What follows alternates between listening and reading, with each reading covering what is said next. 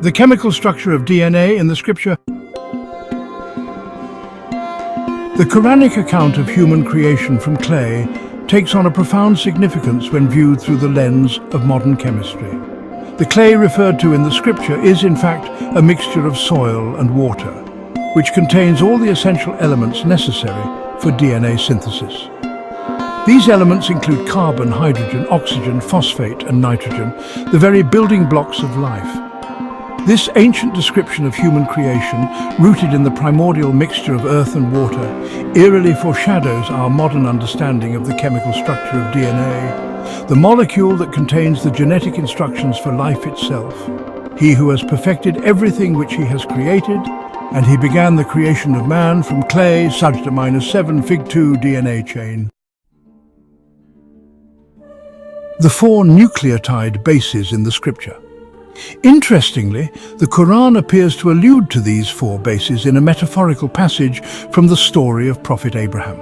When Abraham asks God to demonstrate how to give life to the dead, God responds by instructing him to take 4 birds, divide them and place them on separate hills. The birds then miraculously come back to life and reunite with Abraham. The numeral 4 holds a cryptic significance, representing the 4 fundamental elements that comprise biological life.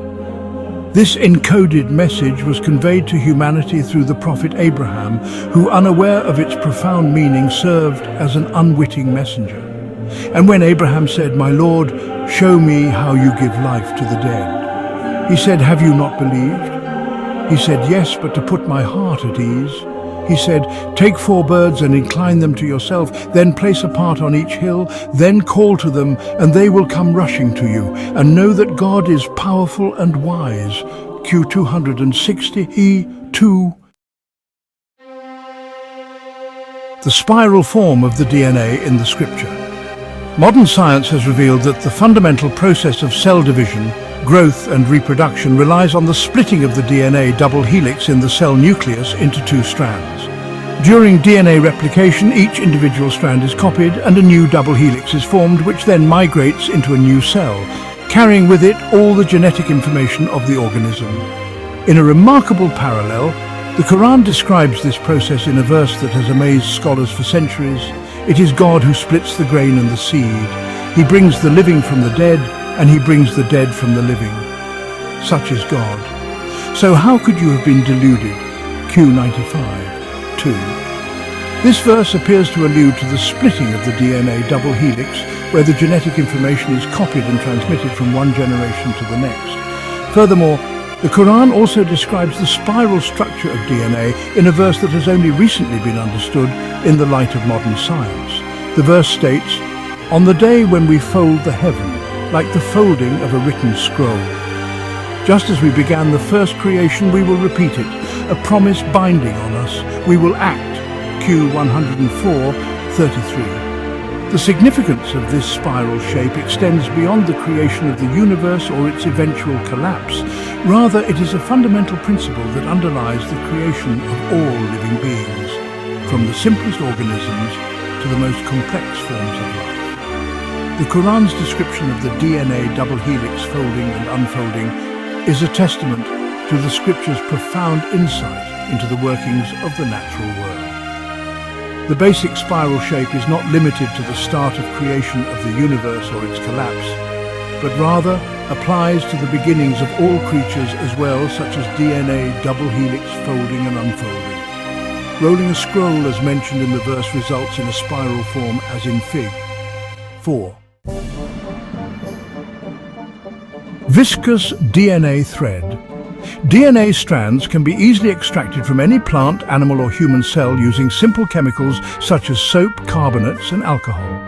This process can be performed in a laboratory or even in a kitchen, yielding a distinctive thread-like structure with high viscosity. The Quran describes the properties of DNA with uncanny accuracy. This description is eerily echoed in the Quran, where it is written, "Inquire of them, are they more difficult to create, or the others we created? We created them from viscous clay," Safat 11. The use of the term viscous clay is particularly striking as it accurately describes the thick thread-like consistency of extracted DNA. This verse, revealed over 1,400 years ago, demonstrates a profound understanding of the fundamental nature of DNA, a molecule that was only discovered in the 20th century. This is a testament to the Quran's remarkable prescience and accuracy, and serves as a powerful reminder of the intricate connections between faith and science. Fig 1. DNA extraction. Tangled DNA threads. Delving deeper into the physical structure of DNA, scientists have discovered that every cell in the human body contains a nucleus which houses several chains of nucleic acids, known as chromosomes. Under the microscope, these chromosomes appear as tangled threads, eerily reminiscent of the Quranic description. The Quranic verse in question not only accurately describes the physical appearance of chromosomes, but also establishes a profound connection between these tangled threads and the faculties of hearing and seeing. This connection suggests that the chromosomes contain the specific programming responsible for these senses, a notion that has been confirmed by modern genetic research. The Quran's description of chromosomes as tangled threads is a remarkable example of the scripture's prescience, as it was revealed centuries before the discovery of DNA's double helix structure. Furthermore, the connection between chromosomes and the senses of hearing and seeing underscores the Quran's profound understanding of the intricate relationships between the human body's physical structures and their corresponding functions. We created man out of a drop of intermingled threads so that we might try him, and we endowed him with hearing and sight, man too.